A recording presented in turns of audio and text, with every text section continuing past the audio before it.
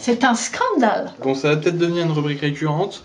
Tous les trucs mal foutus, on ne sait pas pourquoi, ça emmerde tout le monde. Madame, vous avez une chaudière toute neuve. On voit que c'est tout neuf, elle a la gueule quand même. Bon, c'est de la qualité, mais c'est pas pratique. Pourquoi? De temps en temps, il faut vérifier la pression. Si on a un petit clapet et en dessous, voilà. Si la pression n'est pas bonne, c'est à nous de réguler. Vous voyez les petites manettes? Pas des manettes. Alors justement, déjà, première chose mal foutue, c'est que une petite vis.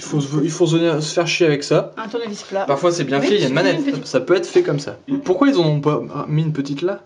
Donc en tout cas, le principe, c'est que pour réguler, il faut venir à biduler. Là, je bidouille. Et comment je fais pour voir? Voilà. Et je... Ah, bien. Très pratique. Donc ça, c'est le truc, ça m'énerve. Bien pensé. Et en mode... Oh, bah... Ah non, pas encore, non. Ah, on pouvait pas mettre le cadran ici, les gars. Les mecs, ils passent leur temps à mettre des chaudières chez les gens. Ils savent comment ça marche, comment on fait l'entretien. Là, et en même temps, là. En même temps? Bah, il faut que tu ouvres les deux. Bien, en plus, avec le petit volet, tu vois rien une fois que c'est sur le côté. Ça m'énerve, c'est mal fait, ça m'énerve. Premier scandale 2012. En tout, ça coûte pas plus cher de faire bien. Tout le monde perd du temps, de l'argent et de la productivité. Donc si vous en avez un, moi je viens le filmer et puis après on ira gueuler, je sais pas où, mais voilà, au moins on peut les répertorier. Premier scandale 2012. Par contre, j'ai retrouvé mon frisbee, ça c'est cool. Là, pour être honnête, là, honnêtement, là, je vois rien, quoi. Là, non, faut être honnête. Honnêtement, là, je vois rien, là. Je vois que dalle, quoi. Je vais lui mettre mes pleins phares dans sa gueule de con. Voilà, mon pote. T'es en plein phare, tu les enlèves pas, va bien te faire enculer, fils de pute, va. Là, honnêtement, là, je vois rien, là. Tu peux voir que je respecte la vitesse, par contre, je suis à peine à 100 km/h sur l'autoroute. Hein, là, je vois rien, là.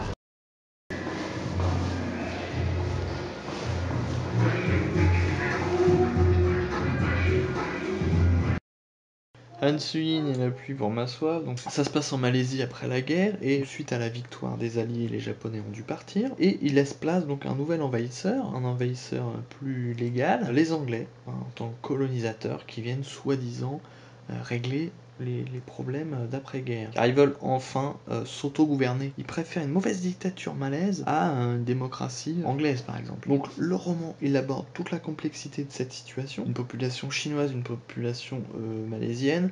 On a juste en dessous Singapour avec aussi des Chinois. On a en plus plusieurs religions. On a des chrétiens, on a des musulmans. On aborde un peu tous les points de vue comme ça. Et c'est peut-être là où je me fais chier, c'est-à-dire que ça fait comme des petites nouvelles finalement. On commence à s'attacher à un personnage, à comprendre un petit peu, et tac, on bascule sans transition. Et donc on se perd un peu et on peut pas rentrer dedans. Moi je suis pas bien rentré dedans. C'est un roman que je ne vous conseille pas. Hein, je me suis assez fait chier à le lire. Et malgré tout, c'est pas de la mauvaise littérature. Et là on est dans un paradoxe. Aussi bien au niveau du contenu que du style, c'est bon, mais moi je me suis fait chier. Attends, mais il est fou, lui, il va finir par terre. Le vent, il souffle à 170 km/h. Vous pouvez constater, il y a toujours le bord à faire. Et regardez, ils ont attaqué le bas. Apparemment, c'est la même société. Mais l'anti-rouille, là, aïe aïe aïe, ça se décroche déjà. Tout neuf. Les gars, on se dit, le temps de merde. Je suis en train de jouer à Super Paper Mario, un jeu qui est mignon et qui est génial, moi j'adore. On joue sur la 2D, on joue sur la 3D, il y a plein de petites mécaniques avec des petits compagnons qui nous poursuivent, qui nous suivent et qui ont des pouvoirs. Malgré ce côté mignon du jeu, c'est un jeu qui incite à la haine. Car à un moment, il y a un personnage, il me demande quelle est ma devise. Alors moi je suis sympa, je lui mets s'il te plaît. Il me dit non, c'est trop long, on change. Ah, du coup j'ai changé et il est content, il adore ma devise et il a hurle. Voilà, on est dans un jeu Mario. Hein. Voilà, c'est ta devise, ta philosophie, c'est bon, ça assure. Oh, le message, scandaleux. Ça en dit long sur toi, ce qui te motive dans la vie, c'est énorme. Je suis motivé par les putes. Non, j'adore ce jeu, génial.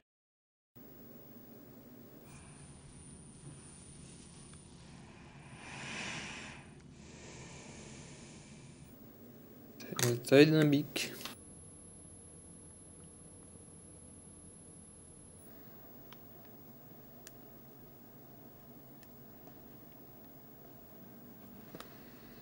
Celle-là, elle est petite. Hein. Ah, il m'a enlevé, les gars, je peux pas faire mieux.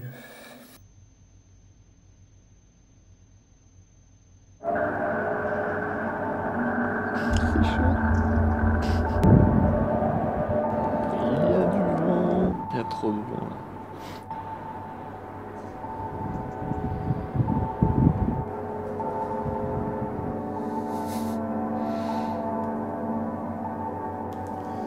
C'est juste mon doigt.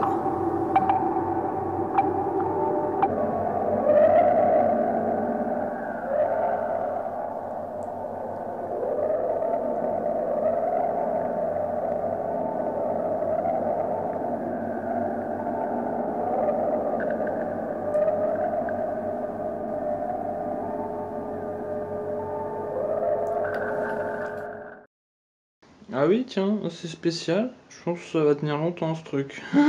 Je me moque. Alors Super Meat Boy, c'est un petit jeu en 2D, un peu old school, en mode hardcore, un petit peu compliqué en plateforme.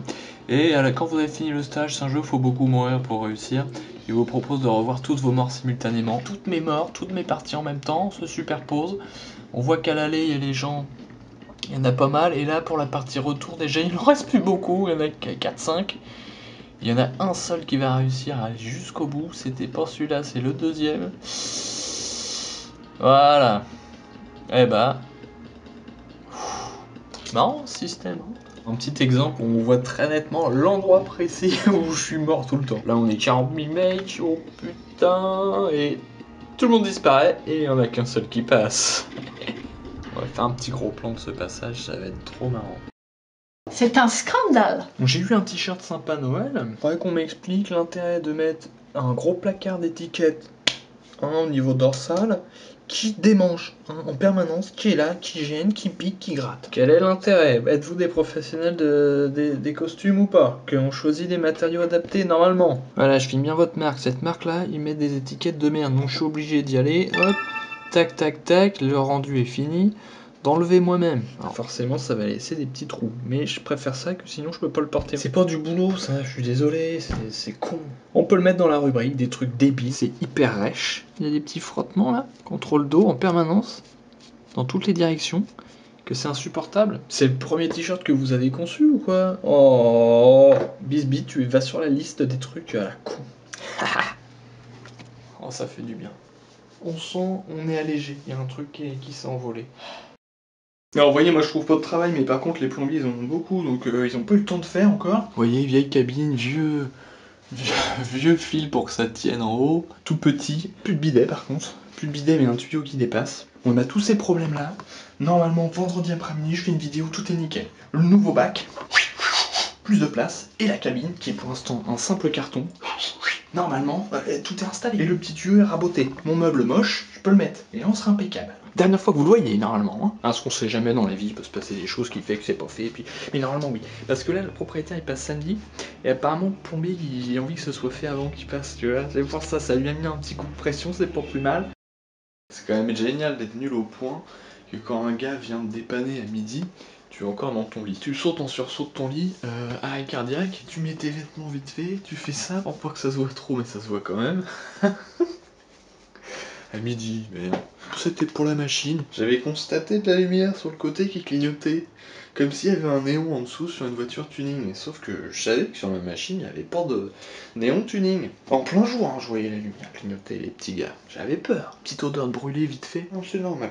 Ça fait longtemps qu'elle était entreposée, ça peut s'assécher, des petites poussières, des machins. Info que je vous fournis, ça peut arriver à l'occasion. Si je l'avais pas vu, j'aurais continué à l'utiliser et il n'y aurait pas eu de soucis, quoi. Je l'avais vu, bon. Donc on s'inquiète pour sa petite machine, on se dit merde, la pauvre. Et c'était dans le noir ici, le gars il s'est dit qu'est-ce que c'est, je suis tombé sur un zombie. Il a dû flipper, à mon avis. Je comprends, je le comprends. Oh, ça se voit pas trop. Enfin si, les yeux sont un peu pourris, les cheveux ça se voit pas trop, hein. C'est juste... On peut se dire que c'est une faute de goût d'avoir les cheveux comme ça. Là ici il y avait des plaques, quand j'ai enlevé il y avait des petites pattes posées. Opération effectuée, explication sur les charbons. Une idée qu'on peut balancer, des néons sous les machines qui clignotent. Ça peut faire classe, vous voyez, une lumière bleue là, comme ça. Tac tac, c'est une idée.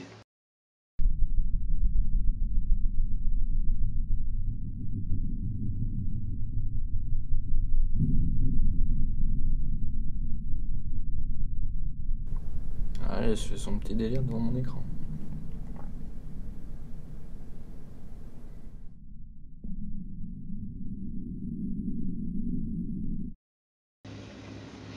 Ça dépend du vent, hein, c'est qu'on enlève les arbres. Putain. Donc je suis dégoûté puisque j'ai pris un appartement où il n'y avait pas trop de vis-à-vis parce que j'aime pas le vis-à-vis. La vue est dégagée. Ils enlèvent tous les arbres les mecs. C'est-à-dire que maintenant il n'y a plus aucune protection devant moi, on voit directement. Ça fait chier à mort. Tout c'est l'hiver, il y a le froid, on se sent comme ça là. On a envie d'être calfeutré. Je ne peux plus être calfeutré, ils arrachent tout là. C'est Jurassic Park. On découpe un petit peu pour la vitalité des arbres, mais là, vous voyez, maintenant je vois dans le jardin et eux ils voient chez moi tous les immeubles en face là. Vas-y, j'aime pas. Je suis désolé, moi j'ai payé pour qu'il y ait des arbres. Vous en remettez des neufs. Des immenses, des séquoias. À la place, il y a un guignol qui découpe tout. Il est complètement fou, le gars. Il est dans une furie là. Il a des petits potes, des petits jeunes qui tirent avec des cordes pour que les arbres tombent au bon endroit. Putain. On voit l'espèce de cabanon là. Fait chier. Il n'y a plus rien, je suis triste. Toute la matinée, Vous auriez pris votre temps. Vous auriez été plus payé, monsieur. C'est une catastrophe. Voilà, il n'y a plus rien. Bonjour tout le monde, il n'y a plus rien qui me protège des dangers du monde. C'est un jeu génial, c'est comme le château de Kitano, mais sur Super Nintendo. Et c'est génial quoi. Oh putain. Ah, bien joué, t'es tombé un jour. L'animation est pas mal. La maniabilité est un peu pourrie. Trop rigide. Ouh non. On dirait un faux. Un faux? Bah on dirait que tu faisais semblant de dire oh non. Non, on dirait que tu joues dans le Havre. Ah bon? Il joue mal? Putain! Ouais c'est vrai, il joue C'est très nul mal dans parce ce jeu. que- Dans ce film. Oh, j'ai cru que c'était moi, j'ai cru que... Là, ça marche moins. L'ombre donne un flou. Ouais mais ça dépend. Regarde là il y a un truc marrant aussi un peu. Ouais. Il y a une pute, il y a une vieille pute là. Salope, vieille salope. Là il y a un con, il y a un vieux con aussi à côté. Là. Ma famille voulait voir les photos de Nouvelle-Zélande sur la télé et j'ai mis ma carte... Ouais, on a du boubi les gars. J'ai mis ma carte SD dans le truc et à la fin il y a les photos de ton dos tout griffé. Oh oui putain! Regardez-moi ça. 40 000 mecs. Lui, il découpe tout. Lui, c'est un malade. Ce gars-là, il a eu un problème dans son enfance. On a dû... un accident avec un couteau, j'imagine. Et dès qu'il voit un truc, il le coupe. Là, il se fait de la place pour couper mieux. Ils enlèvent tout le verre. Et le verre, c'est beau, normalement. Il y a même des jeunes, là. C'est peut-être la famille qu'ils ont embauché. Encore un autre. Lui, il traîne plus les pattes, lui. Il essaie d'en faire le moins possible. Ce qui peut se comprendre, hein. Il est 10h du matin, donc bon, il avait peut-être plutôt envie de dormir. Et après, il pensait jouer à la console, et voilà. Mais c'est pas possible. L'arbre là, il va tomber. Non. Faut que j'appelle la WWF. C'est pas rester comme ça, là. J'ai pas payé pour ça, moi. Je suis le con, je sais pas, ou pas, on sait pas trop, mais je suis dégoûté en vrai. Le mec qui découpe tout, je l'aime pour lui. Gros con, hein. Qu'est-ce que t'as découpé? C'est la nature. C'était un peu en friche, si vous voulez bien habiter dedans. On aurait fait un transfert, vous habitez là. Moi j'habite dans la friche, si ça vous plaît pas. Ils ont même pas demandé.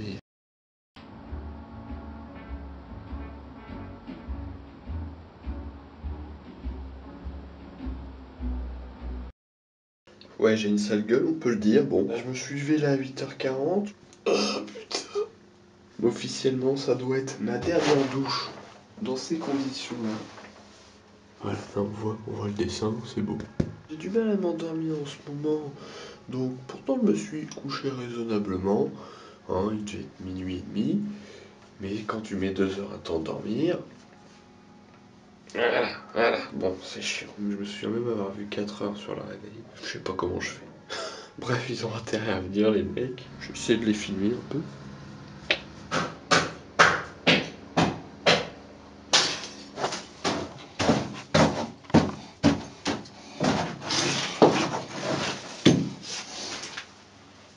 Voilà, on voit ce qui se cache en dessous. Pas grand chose, enfin des gravats quoi. Ouais.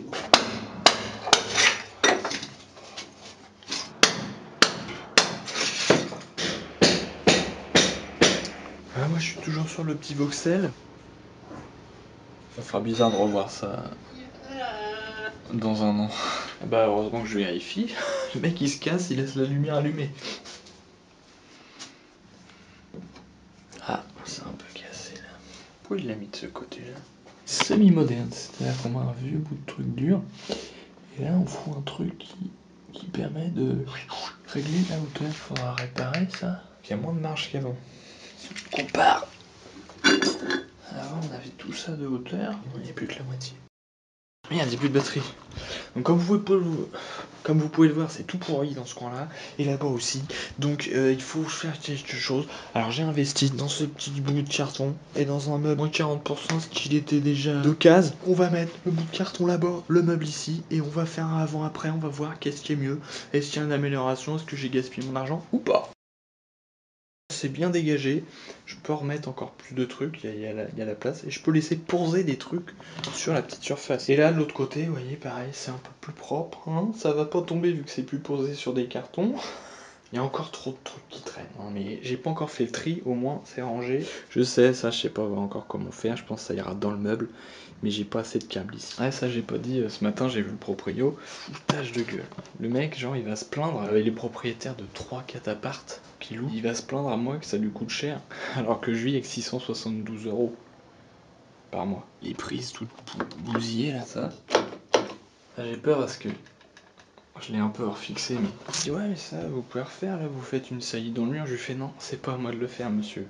C'est pour ça qu'on vous a envoyé des devis. Je m'emménage un peu, hein, mais il y a encore des trucs. Ça doit dégager, hein, bien entendu. Ça aussi, c'est beaucoup des choses à revendre. Tout ça, ça prend du temps, de l'énergie et du cerveau. J'en ai marre de perdre mon temps là-dessus. J'ai d'autres trucs à faire qui me prennent déjà assez la tête. Moi, j'ai plus de place là où je peux pas avancer et entreprendre. Ça fait plus propre, hein.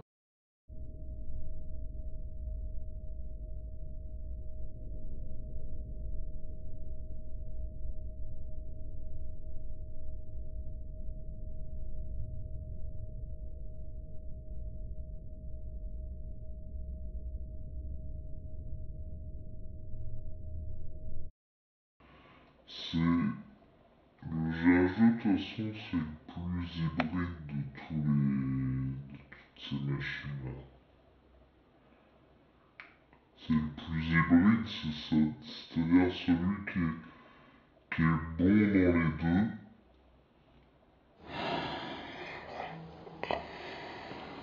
Ça c'est rigolo quand même. Personne qui danse devant son four micro-ondes. C'est la fête, on danse devant notre four micro-ondes.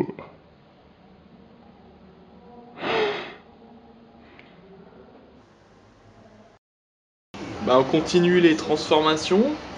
C'est-à-dire que là c'était en friche, il n'y avait que dalle, c'était cool. Ils enlèvent tout là. Donc est-ce qu'ils vont refaire une sorte de hangar à la place ou est-ce qu'ils vont faire un parc d'attractions? Même la nuit, c'est un parc nocturne. Moi je m'inquiète. Hein. Ils avaient des max reliés à des bouteilles et tout. Peut-être des amiantages, un truc de ce genre. Et vu qu'ils ont d'abord enlevé tout ce qui était tuiles, là ils pètent carrément les murs, c'est des malades. Et là il y a du fer, là ils vont revendre du métal. Ils vont se faire de la thune ces mecs là. Regardez le petit tas là-bas là. Là il y a du pognon les petits bonhommes. Oui mais c'est un bruit psychologique aussi. Enfin.